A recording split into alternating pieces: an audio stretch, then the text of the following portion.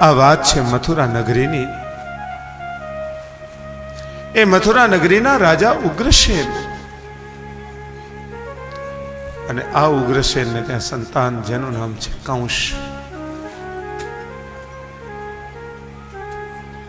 પરાક્રમી રાજા છે. એ કંસના લગ્ન કરાવવામાં આવ્યા છે જરાસંઘની બે દીકરીઓ સાથે. એકનું નામ છે અસ્તિ અને બીજાનું નામ છે પ્રાપ્તિ.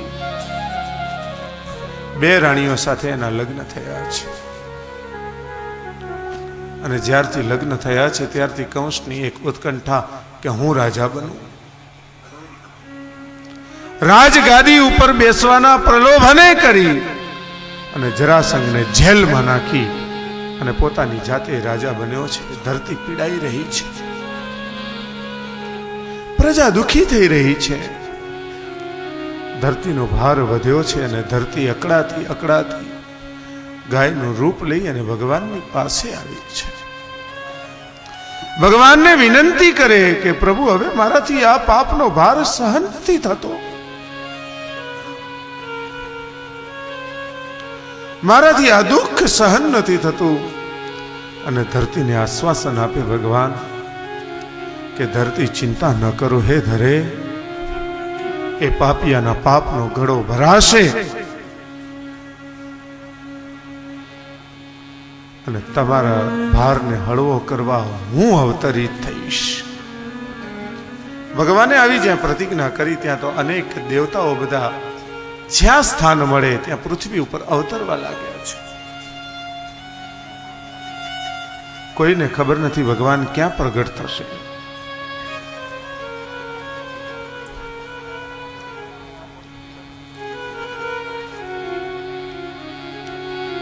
પણ કંસ એની એક ખાસિયત છે, પ્રજાને જેટલું કષ્ટ આપે છે એટલો પ્રેમ પણ કરે છે. અને એમાં પણ પોતાના કાકાની એક દીકરી જેનું નામ છે દેવકી, દેવકીને તો કંસ અનહદ પ્રેમ કરે છે. પોતાના નજરથી દૂર ન થાય એટલા માટે પોતાના જ મંત્રી અને પોતાના જ મિત્ર એવા વસુદેવને વિનંતી કરી કે તું મારી બેનની સાથે પરણ.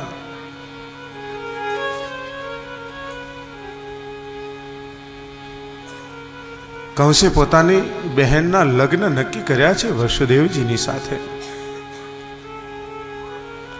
વસુદેવજી હાના હાના કરી રહ્યા છે અને મહાપરાણે કંસની વાતને ટાળી ન શક્યા અને લગ્ન નક્કી થયા છે. એવો ભાવ વિભોર બન્યો છે કંસ. કંસ એટલો ભાવ વિભોર બન્યો છે, લગ્ન થયા ને ત્યારે 400 હાથી,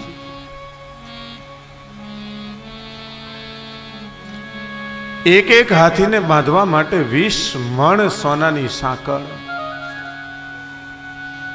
2 લાખ ઘોડા, 2 લાખ દાસીઓ, આ બધું કરિયાવરમાં દેવકીને કંસે આપ્યું છે. ખૂબ આનંદિત છે. છેવટે જ્યારે વિદાયની વેળા આવી ત્યારે એ કંસ પોતાની બેનને રથના પાછળ ઉપર બેસાડી અને જે સારથી રથ હાંકતો હતો એ સારથીનું બાવડું ઝાલી અને રથની બહાર ફેંકી અને લગામ હાથમાં લઈ અને એ કંસ પોતાની બહેનને વિદાય કરવા માટે નીકળ્યો છે. પણ વાલા કુટુંબીજનો, ગમે તે સંબંધી ગમે એટલું વહાલું હોય, પ્રાણથી વાલું કોઈ નથી હોતું.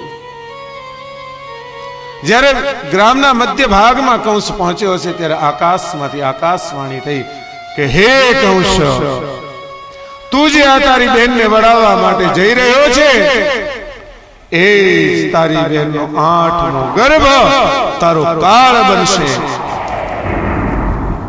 પરસેવા છૂટવા લાગ્યા, હાથમાંથી લગામ છૂટી ગઈ અને હાથમાં દિગંબર તલવાર લઈ ઉભો થયો, રથના પાછળ આવ્યો, દેવકીનો ચોટલો ઝાલ્યો, ન રહેગા બાંસ ન બજેગી બાંસુરી, અને જ્યાં તલવારનો ઘા કરવા જાય સુદેવજી હાથ પકડી લીધો.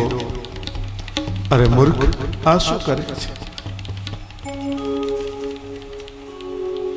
આટલો કાયા? મિત્ર, હું તારો મિત્ર છું, મારા ઉપર વિશ્વાસ રાખ. મારે ત્યાં જે સંતાનો થશે ને એ બધાય તને સોંપી દઈશ. પછી તો નાના બાળકની સાથે શું કરવું તને ખબર પડે છે. વસુદેવના વચન ઉપર વિશ્વાસ રાખ્યો કંસે, પણ વિદાય આપવાની હતી એ છોડી દઈ અને પોતાની નજર કેદમાં ભાઈ અને પોતાની બહેન અને બનેવીને રાખ્યા છે.